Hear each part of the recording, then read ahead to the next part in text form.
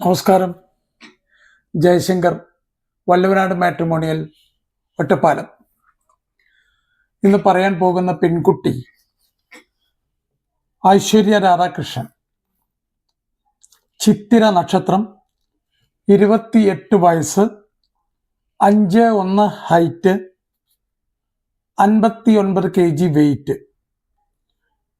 Bachelor in IT engineering. Qualification Terna engineering college, നെരൂളിൽ നിന്നാണ് പാസ്സായിരിക്കുന്നത്. നവി മുംബൈ. ആ കുട്ടി എയറോളി എന്ന് പറഞ്ഞ സ്ഥലത്ത്, അതായത് ഇതെല്ലാം ന്യൂ ബോംബെയിൽ പെട്ട സ്ഥലങ്ങളാണെന്നാണ് ഞാൻ മനസ്സിലാക്കുന്നത്.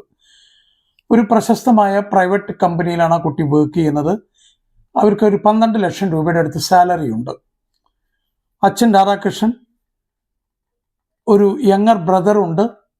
ആ കുട്ടി വർക്ക് ചെയ്യാണ്. അമ്മ സതീദേവി ഹൗസ് വൈഫാണ്. ഡോംബിവില്ലിയിലാണ് ഇവർ താമസിക്കുന്നത്. നാട് വന്നിട്ട് നോർത്ത് പറവൂരാണ്. എന്നിരുന്നാലും ബോംബെ തന്നെയാണ് കുറേ വർഷങ്ങളായിട്ട് അവർ സെറ്റിൽ ചെയ്തിരിക്കുന്നത്. അപ്പോൾ മഹാരാഷ്ട്ര അല്ലെങ്കിൽ ബോംബെയിലൊക്കെ ഉള്ള കുട്ടികൾ, പൂന, ബോംബെ, ഈ വക ഏരിയയിലുള്ള കുട്ടികൾക്കാണ് പ്രിഫറൻസ്. കാരണം അവരുടെ ജോലി സംബന്ധമായിട്ടുള്ള സൗകര്യത്തിനും ഒക്കെ ആയിട്ടാണ്. കാരണം ഈ കുട്ടി പഠിച്ചതും വളർന്നതൊക്കെ അവിടെയാണ്. അതുകൊണ്ടാണ് അവരത് എഴുതിയിരിക്കുന്നത്. ബോംബെ ബേസ് ചെയ്തിട്ടുള്ള അല്ലെങ്കിൽ മഹാരാഷ്ട്രയിലുള്ള കുട്ടികൾക്ക് പ്രിഫറൻസ് കൊടുക്കുന്നതെന്ന് പറഞ്ഞിട്ട്. ഒരിക്കൽ കൂടെ ഐശ്വര്യ രാധാകൃഷ്ണനെ കുറിച്ച് ഞാൻ പറയാം. ചിത്തിര നക്ഷത്രം, 28 വയസ്സ്, 5'1" height, 59 kg weight. BE IT engineering, Terna engineering college, Nerul, Navi Mumbai. എയറോളിലാണ് വർക്ക് ചെയ്യുന്നത്. ഒരു പ്രശസ്തമായ പ്രൈവറ്റ് കമ്പനിയിലാണ് വർക്ക് ചെയ്യുന്നത്. 12 ലക്ഷം രൂപ സാലറി ഉണ്ട്. അച്ഛൻ രാധാകൃഷ്ണൻ, അമ്മ സതീദേവി, ബ്രദർ വർക്ക് ചെയ്യാണ്. യങ്ങർ ബ്രദറാണ്. നാട്ടിൽ നോർത്ത് പറവൂരാണ് ഇവരുടെ നേറ്റീവ് പ്ലേസ്. അപ്പോൾ മഹാരാഷ്ട്രയിലുള്ള കുട്ടികൾക്കൊക്കെ കുട്ടികളുടെ രക്ഷിതാക്കൾക്ക് വല്ലവനാട് മാട്രിമോണിയലായിട്ട് ബന്ധപ്പെട്ട് കഴിഞ്ഞാൽ കൂടുതൽ വിവരങ്ങൾ ഞാൻ തരുന്നതാണ്. എല്ലാ വീഡിയോകളിലും പറയാറുള്ള ഒരു 2-3 കാര്യം ഈ വീഡിയോയിലും സൂചിപ്പിക്കാൻ ആഗ്രഹിക്കുകയാണ്.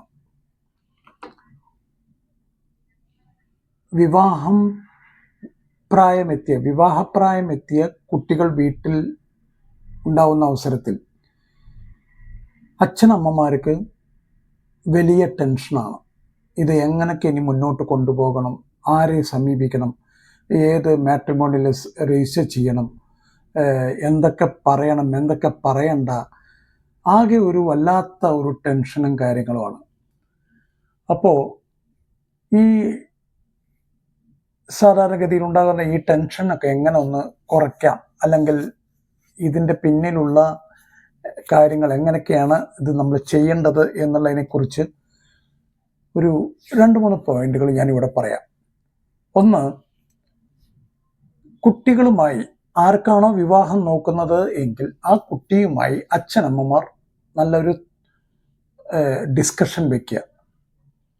ആ ഡിസ്കഷനിൽ ആ കുട്ടിക്ക് പല അഭിപ്രായങ്ങളും പറയാനുണ്ടാകും. ഇന്നത്തെ നല്ല പല കാലഘട്ടത്തിലും പല അച്ഛനമ്മമാരുടെ ഒരു ധാരണ ഉണ്ട്. അതായത് ഞാൻ പറയുന്നതാണ് ശരി, അച്ഛൻ പറയുന്നതാണ് ശരി, അല്ലെങ്കിൽ അമ്മ പറയുന്നതാണ് ശരി, മക്കളോടൊന്നും ചോദിക്കേണ്ട കാര്യമില്ല, ഞങ്ങൾ പറയുന്നതൊക്കെ അവർ കേട്ടോളും എന്നൊക്കെ തെറ്റിദ്ധരിച്ചിരിക്കുന്ന കുറേ അച്ഛനമ്മമാരെയൊക്കെ എനിക്കറിയാം. നല്ല കാര്യം തന്നെയാണ് അങ്ങനെയൊക്കെ തന്നെ ആണെങ്കിൽ. പക്ഷെ പലരും അച്ഛനെ പേടിച്ച് അല്ലെങ്കിൽ അമ്മയെ പേടിച്ച് അഭിപ്രായങ്ങളൊന്നും പറയില്ല. അപ്പം ഇത് അങ്ങനെ ഒരു പേടിച്ച് നിർത്തേണ്ട ഒരു സംഭവമല്ല. കൃത്യമായിട്ട് അവരുടെ അഭിപ്രായങ്ങളും കാര്യങ്ങളും മനസ്സിലാക്കണം. കുട്ടികൾക്ക് ധാരാളം കാര്യങ്ങൾ പറയാനുണ്ടാവും. അതായത് ഇന്ന ക്വാളിഫിക്കേഷൻ വേണം, ഇത്ര ഹൈറ്റ് വേണം, ഇന്ന ലൊക്കേഷൻ ആണെങ്കിൽ നന്നായി എന്നുള്ള നിരവധി കാര്യങ്ങൾ അവർക്ക് പറയാനുണ്ടാവും. അപ്പോൾ അതെല്ലാം നമ്മൾ അച്ഛനമ്മമാർ ചോദിച്ച് മനസ്സിലാക്കി വെക്കുക. ഒരു കാരണവശാലും ഇതിൻ്റെ പേരിൽ ഒരു ഡിസ്കഷൻ നടക്കുന്ന സമയത്ത് ബഹളമോ കാര്യങ്ങളോ ഒന്നും വേണ്ട. വളരെ സൗഹാർദ്ദപരമായിട്ട് തന്നെ ചോദിക്കണം. ചില അവസരത്തിൽ അങ്ങനെ ഒരു ഡിസ്കഷൻ വയ്ക്കുന്ന സമയത്താണ് പെൺകുട്ടിയായാലും ആൺകുട്ടിയായാലും അച്ഛനോടും അമ്മോടും ധൈര്യമായിട്ട് പറയുക, നോക്കൂ, എനിക്കൊരു ലവ് അഫെയർ ഉണ്ട്, അതുകൊണ്ട് നിങ്ങളിപ്പോൾ തൽക്കാലം നോക്കണ്ട എന്ന് പറയുന്ന ധാരാളം കുട്ടികളെ എനിക്കറിയാം. അപ്പോൾ അങ്ങനെ ഒരു നല്ല ഡിസ്കഷനിലേക്ക് പോവുക. ഡിസ്കഷനിൽ ആ കുട്ടി എന്തൊക്കെ പറയുന്നതെന്നെല്ലാം മനസ്സിലാക്കി വെക്കുക. അതിനുശേഷം നന്നായിട്ടൊരു പ്രൊഫൈൽ എഴുതി ഉണ്ടാക്കുക. പ്രൊഫൈൽ എഴുതി ഉണ്ടാക്കുമ്പോൾ ശ്രദ്ധിക്കേണ്ടത്, നമ്മുടെ പേര്, ഹൈറ്റ്, വെയിറ്റ്, ജോബ്, നക്ഷത്രം, മതം, ഏത് പറഞ്ഞ എല്ലാ കാര്യങ്ങളും ഉണ്ടാവും. ആവശ്യത്തിൽ കൂടുതലുള്ള ഡാറ്റകളൊന്നും വേണ്ട. ഒരു പരിധി വിട്ടിട്ടുള്ള എൻ്റെ മകൾ വലിയ സംഭവമാണ്, എൻ്റെ മകൻ വലിയ സംഭവമാണെന്നൊന്നും പറഞ്ഞ് കാട്ടേണ്ട കാര്യമില്ല. അവരുടെ ക്വാളിഫിക്കേഷൻ മസ്റ്റായിട്ട് എഴുതണം, അവരുടെ ജോലി മസ്റ്റായിട്ട് എഴുതണം. അതായത് ക്വാളിഫിക്കേഷൻ ഏത് സ്കൂളിലാണ് പഠിച്ച്, ഏത് കോളേജിലാണ് പഠിച്ച്, PG ഏത് കോളേജിലാണ് പഠിച്ചിരിക്കുന്നത്, പിന്നെ ഫോറിൻ കൺട്രികളിൽ പോയിട്ട് വല്ല മാസ്റ്റേഴ്സും ചെയ്തിട്ടുണ്ടെങ്കിൽ അതെല്ലാം കൃത്യമായിട്ട് വയ്ക്കുക. രണ്ടാമത്തെ, അതായത് അതിന് ശേഷമുള്ള കാര്യം, ജോലി, ഏത് കമ്പനിയിലാണ് വർക്ക് ചെയ്യുന്നത്, എന്താണ് ഡെസിഗ്നേഷൻ, ഏതാണ് ലൊക്കേഷൻ, എല്ലാ കാര്യങ്ങളും ഡീറ്റെയിൽ ആയിട്ട് വയ്ക്കുക. സാലറി മസ്റ്റായിട്ട് വെക്കണം. എത്ര രൂപ സാലറി എന്നുള്ളത് മസ്റ്റായിട്ട് കാട്ടുക. ആവശ്യം കൂടുതൽ കാട്ടണ്ട, പക്ഷെ കിട്ടുന്നത് യഥാർത്ഥത്തിലുള്ള കാട്ടിന് വേണം. അപ്പോൾ ഇതെല്ലാം വെച്ച് കഴിഞ്ഞ് നിങ്ങൾ തന്നെ വീട്ടിലുള്ള എല്ലാവരും ഈ പ്രൊഫൈൽ എഴുതിയതൊന്ന് വായിച്ച് മനസ്സിലാക്കുക. എന്തെങ്കിലും തെറ്റുകളുണ്ടോ, വേറൊരാൾക്ക് വായിക്കുമ്പോൾ അതൊരു സന്തോഷം തോന്നുന്ന രീതിയിലായിരിക്കണം, അങ്ങനെ തന്നെയാണോ എഴുതിയിരിക്കുന്നത് എന്നുള്ളത് കൃത്യമായിട്ട് മനസ്സിലാക്കുക. എന്തെങ്കിലും കറക്ഷൻ വേണമെങ്കിൽ കറക്റ്റ് ചെയ്യുക. അടുത്ത കാര്യം, പ്രൊഫൈൽ ഉണ്ടാക്കി കഴിഞ്ഞു കഴിഞ്ഞാൽ നിങ്ങളുടെ ധർമ്മദൈവങ്ങൾ അല്ലെങ്കിൽ നിങ്ങളുടെ കുടുംബക്ഷേത്രം, ഇങ്ങനെയുള്ള പല ദൈവിക സാന്നിധ്യങ്ങളും നിങ്ങളുടെ തറവാടുകളിലൊക്കെ ഉണ്ടാകാം. അവിടെ നന്നായിട്ട് പ്രാർത്ഥിക്കുക. ദൈവവിശ്വാസികൾ മാത്രം ചെയ്താൽ മതി. നന്നായിട്ടൊന്ന് പ്രാർത്ഥിക്കുക. നന്നായിട്ട് പ്രാർത്ഥിച്ചതിന് ശേഷം ഈ എഴുതി ഉണ്ടാക്കിയ പ്രൊഫൈൽ നല്ലൊരു മാട്രിമോണിയലിൽ രജിസ്റ്റർ ചെയ്യുക. നല്ല മാട്രിമോണിയലിൽ രജിസ്റ്റർ ചെയ്യുക എന്ന് പറഞ്ഞു കഴിഞ്ഞാൽ അതൊന്ന് കണ്ടുപിടിക്കൽ കുറച്ച് ബുദ്ധിമുട്ടാണ്. ഏതെങ്കിലും 1-2 ആളെങ്കിലും നല്ല അഭിപ്രായം പറയുന്നുണ്ടെങ്കിൽ അത് വെച്ച് മുന്നോട്ട് പോവുക. എപ്പോഴും മനസ്സിലാക്കേണ്ടത്, ആ പറയുന്ന ആളുകളുടെ കുട്ടികളുടെ പെട്ടെന്ന് ശരിയായി, അതുകൊണ്ട് നിങ്ങളുടെ ശരിയായിക്കൊള്ളുന്ന ഒരു നിർബന്ധവുമില്ല. അവരുടെ ചിലപ്പോൾ 1 മാസം കൊണ്ട് ശരിയായിട്ടുണ്ടെങ്കിൽ ചിലപ്പോൾ നിങ്ങളുടെ 1 വർഷം എടുത്തുകൊണ്ട് വരും. അപ്പോൾ മാട്രിമോണിയലുകാരെ കുറ്റപ്പെടുത്തിയത് കൊണ്ട് വലിയ പ്രയോജനമില്ല.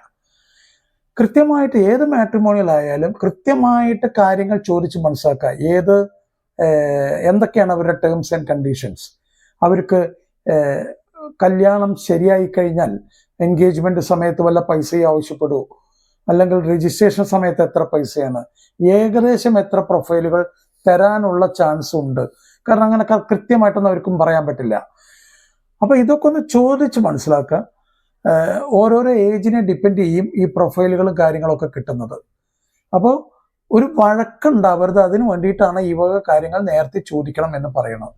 ഇല്ലെങ്കിൽ നിങ്ങൾ അച്ഛനമ്മമാർക്ക് ഭയങ്കര ടെൻഷൻ ഉണ്ടാക്കി കളയും ഇതൊക്കെ. അപ്പോൾ ഇതെല്ലാം നന്നായിട്ട് മനസ്സിലാക്കുക. അതിനുശേഷം അവിടെ രജിസ്റ്റർ ചെയ്തതിന് ശേഷം തീർച്ചയായിട്ടും നിങ്ങൾക്ക് പ്രൊഫൈലുകൾ കിട്ടിക്കൊണ്ടിരിക്കും. പ്രൊഫൈലുകൾ കിട്ടാൻ തുടങ്ങിക്കഴിഞ്ഞാൽ നിങ്ങളുടെ മക്കൾക്ക് ആ വരുന്ന പ്രൊഫൈലിലെ ഫോട്ടോയും ഡീറ്റെയിലും ഒക്കെ അവർക്ക് കാട്ടിക്കൊടുക്കുക. അവർക്ക് താല്പര്യമുണ്ടെന്ന് പറയും. അവർ നോക്കിക്കഴിഞ്ഞാൽ അവർക്ക് താല്പര്യമുണ്ട്, ഇത് വെച്ച് മുന്നോട്ട് പോവാം എന്ന് പറഞ്ഞു കഴിഞ്ഞാൽ തീർച്ചയായിട്ടും അടുത്ത സ്റ്റെപ്പിലേക്ക് കയറണം. അടുത്ത സ്റ്റെപ്പിലേക്ക് കയറുന്ന സമയത്ത്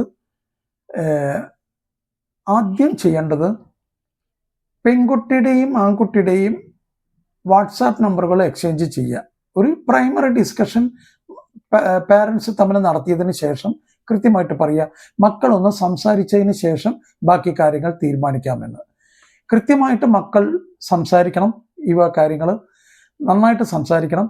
ഒരു 5 മുതൽ 10 ദിവസമെങ്കിലും അവർ നന്നായിട്ടൊന്ന് ഫോണിൽ കൂടെ വാട്സപ്പ് ചാറ്റ് അല്ലെങ്കിൽ ഏത് സോഷ്യൽ മീഡിയ എന്തോ ആയിക്കോട്ടെ നന്നായിട്ട് സംസാരിക്കുക, നന്നായിട്ട് മനസ്സിലാക്കാൻ ശ്രമിക്കുക, നല്ലൊരു ഫ്രണ്ട്ഷിപ്പ് ബിൽഡപ്പ് ചെയ്യുക. നല്ല ഫ്രണ്ട്ഷിപ്പ് ബിൽഡപ്പ് ചെയ്ത് കഴിഞ്ഞു കഴിഞ്ഞാൽ കൃത്യമായിട്ട് ചോദിച്ച് മനസ്സിലാക്കണം അവരുടെ ഫാമിലി ബാക്ക്ഗ്രൗണ്ട് എന്തൊക്കെയാണ്, അച്ഛൻ അമ്മ എന്തായിരുന്നു ചെയ്തിരുന്നത്, അച്ഛൻ്റെ ക്വാളിഫിക്കേഷൻ എന്താ, അമ്മയുടെ ക്വാളിഫിക്കേഷൻ എന്താ, എല്ലാ കാര്യങ്ങളും കഴിയാവുന്നത്ര മനസ്സിലാക്കുക. തറവാട് വീടുകൾ എവിടെയെന്ന് എല്ലാം മനസ്സിലാക്കുക. അതിനുശേഷം എഡ്യൂക്കേഷൻ, ഈ കുട്ടികളുടെ എഡ്യൂക്കേഷൻ, കല്യാണം കഴിക്കാൻ പോകുന്ന കുട്ടികളുടെ എഡ്യൂക്കേഷൻ എന്താണെന്നുള്ളത് കൃത്യമായിട്ട് മനസ്സിലാക്കണം. ഏത് കോളേജിലാണ് പഠിച്ചിരുന്നത്, എന്തൊക്കെയായിരുന്നു അവിടുത്തെ സബ്ജക്റ്റ്, എല്ലാ കാര്യങ്ങളും നന്നായിട്ട് മനസ്സിലാക്കുക. അതിനുശേഷം വല്ല മെഡിസിൻ കഴിക്കുന്നുണ്ടോ എന്നുള്ളത് കൃത്യമായിട്ട് ചോദിച്ച് മനസ്സിലാക്കണം. ചിലർ മെഡിസിൻ കഴിക്കുന്ന ആളുകളുണ്ടാവും, അത് പറയാൻ അവർക്ക് ചിലപ്പോൾ അവർ പറയാൻ വിട്ടുപോയിട്ടുണ്ടാവാം, ചിലപ്പോൾ ഒരു മടിയായിരിക്കാം. പക്ഷെ എന്തായാലും നിങ്ങൾ ചോദിക്കുക. അതേപോലെ തന്നെ നിങ്ങൾ കഴിക്കുന്നുണ്ടെങ്കിൽ നിങ്ങൾ അവരോട് പറയുക, ഞങ്ങൾ ഇന്ന മെഡിസിൻ കഴിക്കുന്നുണ്ടെന്ന്. അതിനൊരു തെറ്റായി കാണണ്ട. കൃത്യമായിട്ട് അറിഞ്ഞു വെച്ച് കഴിഞ്ഞാൽ വളരെ നല്ലതാണ് ഈ കാര്യങ്ങളൊക്കെ. മെഡിസിൻ കഴിഞ്ഞു കഴിഞ്ഞാൽ അടുത്തത് അമിതമായ ലോണുകൾ വല്ലതുമുണ്ടോ എന്ന് ചോദിക്കണം. സാലറി കിട്ടുന്ന സമയത്ത് EMI എത്ര അടയ്ക്കുന്നുണ്ട് എന്ന് കൃത്യമായിട്ട് ചോദിച്ച് മനസ്സിലാക്കണം. ചിലർക്ക് ഒരു 1,00,000 രൂപ സാലറി ഉണ്ടെങ്കിൽ 80,000 ലോണായിരിക്കും. അത് ചോദിക്കണം, 80,000 എന്തിനാണ് ഈ ലോണ്? അതായത് ചിലപ്പോൾ വീട് വെച്ചിട്ടുണ്ടാകാം, ചിലപ്പോൾ ഫ്ലാറ്റ് വാങ്ങിച്ചിട്ടുണ്ടാകാം. അതൊക്കെ ആണെങ്കിൽ നല്ല കാര്യങ്ങളാണ്, നല്ല ഇൻവെസ്റ്റ്മെൻ്റ് ആണ്. പക്ഷേ നമ്മൾ മനസ്സിലാക്കേണ്ടത് എന്തെങ്കിലും ഒരു ഇൻസിഡൻറ്റ് നാളെ സംഭവിച്ചാൽ അതിൻ്റെ പേയ്മെൻറ്റുകളും കാര്യങ്ങളും നമ്മളുടെ തലയ്ക്കായിരിക്കും വരിക എന്നുള്ളത് ബോധം നമുക്ക് ഉണ്ടാവണം. ചിലപ്പോൾ അവരുടെ വീട്ടുകാർ അടയ്ക്കുമായിരിക്കാം, പക്ഷേ എന്നിരുന്നാൽ പോലും നിങ്ങൾ ഒരു പ്രിക്കോഷൻ എടുക്കുന്നത് നല്ലതാണ്. ചോദിച്ച് മനസ്സിലാക്കി വെക്കുക, അത്രയും ചെയ്യേണ്ടതുള്ളൂ. അപ്പോൾ ഇത്രയും കാര്യങ്ങളൊക്കെ ചെയ്ത് സംസാരിച്ച് കഴിഞ്ഞു കഴിഞ്ഞാൽ ഇവരൊരു ഫ്രണ്ട്ഷിപ്പ് ലെവലൊക്കെ എത്തിക്കഴിഞ്ഞ് ഒരു കംഫർട്ട് സോണിലേക്കൊക്കെ എത്തുന്നുണ്ടെന്ന് തോന്നിക്കഴിഞ്ഞാൽ തീർച്ചയായിട്ടും പുറത്ത് വെച്ച് കാണണം. കുറച്ച് നേരമെങ്കിലും ഇരുന്ന് പുറത്തിരുന്ന് സംസാരിക്കുക. അതിനുശേഷം മാത്രമേ പെണ്ണ് കാണാൻ ചടങ്ങിലോട്ട് പോകാവൂ. അല്ലാതെ കേട്ടപാടെ ചാടി കയറി പെണ്ണ് കാണാൻ ചടങ്ങിലൊന്നും പോകരുത്. പെണ്ണ് കാണാൻ ചടങ്ങിനൊക്കെ പോകുന്ന സമയമാകുമ്പോഴേക്കും ഒരു 90% എങ്കിലും ഓക്കെ ആക്കിയിട്ടേ പോകാവൂ, കഴിയാവുന്നത്ര. അപ്പോൾ ഇതെല്ലാം ഒന്ന് മനസ്സിലാക്കി നന്നായിട്ടൊക്കെ ഒന്ന് കാര്യങ്ങൾ മുന്നോട്ട് കൊണ്ടുപോയി കഴിഞ്ഞാൽ നിങ്ങളുടെ പല ടെൻഷനുകളും ഒഴിവാക്കാം. എന്ന് മാത്രമല്ല, വിവാഹം കഴിഞ്ഞു കഴിഞ്ഞാൽ കുട്ടികളുടെ ദാമ്പത്യ ജീവിതം വളരെ ഭംഗിയായി മുന്നോട്ട് പോകുന്ന കാഴ്ചയാണ് കാണുന്നത്. അതേപോലെ തന്നെ റിട്ടയർഡായി ഇരിക്കുന്ന അച്ഛനമ്മമാർക്ക് സ്വസ്ഥമായിട്ട് വീട്ടിലിരിക്കാനും സാധിക്കുന്നുണ്ട്. മറ്റൊരു ടെൻഷനാണ്, മക്കൾ എന്തെങ്കിലും ഒന്ന് വല്ലതും സംഭവിച്ചു കഴിഞ്ഞാൽ ഈ എന്താ പറയുക, നമ്മളുടെ ഡിവേഴ്സ് കാര്യങ്ങൾ ഈ ലെവലിലേക്കൊക്കെ പോയി കഴിഞ്ഞാൽ പിന്നെ ഭയങ്കര ടെൻഷനാണ്. അപ്പോൾ നന്നായിട്ട് മനസ്സിലാക്കുക, കൃത്യമായിട്ട് മനസ്സിലാക്കുക, നന്നായി സംസാരിക്കുക. ഒരു ധിക്കാരപരമായിട്ടുള്ള ഒരു വർത്തമാനങ്ങളും വേണ്ട, നല്ല രീതിയിൽ സംസാരിച്ച് മുന്നോട്ട് കൊണ്ടുപോവുക. അപ്പോൾ എല്ലാ കുട്ടികൾക്കും എത്രയും പെട്ടെന്ന് മംഗളമായി വിവാഹം നടക്കട്ടെ എന്ന് പ്രാർത്ഥിച്ചുകൊണ്ട് നന്ദി, നമസ്കാരം. ജയശങ്കർ, വള്ളൂനാട് മാട്രിമോണിയൽ, ഒറ്റപ്പാലം.